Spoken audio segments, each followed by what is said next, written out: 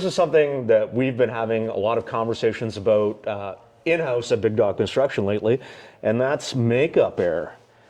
And it's important because, well, we're building tighter and tighter houses, and when we add something like a range hood that's sucking 600, 800 CFM, that air has to come from somewhere. And if we have a submarine, not that we're building submarines, but there's no place for that air to come from. So we want to be able to open our doors and things like that. We don't want to suck the water out of the toilet bowl. We need this. Mm-hmm. And even for things like clothes dryers, a typical clothes dryer pulls 400 CFM worth of air. And if you don't have the ability, you don't have the natural leakage in the house, your clothes are going to take longer to dry. So this is one of two types of systems that we use. This is an Electro Industries. The other one we use is a Fantech makeup air system.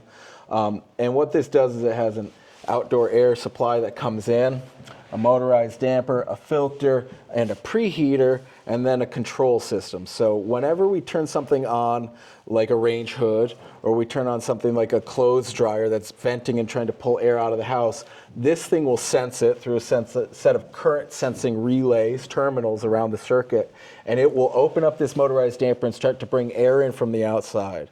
If that air is cold, it's going to start to warm that air up, and then we're going to deliver it into the house.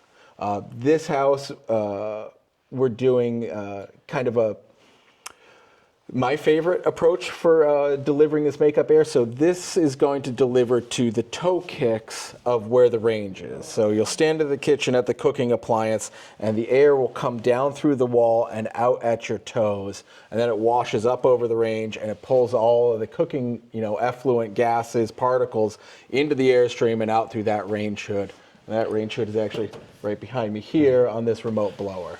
That's one of my favorite methods for, deliver the makeup air close to where you're going to be needing the makeup air. Deliver it at the appliance.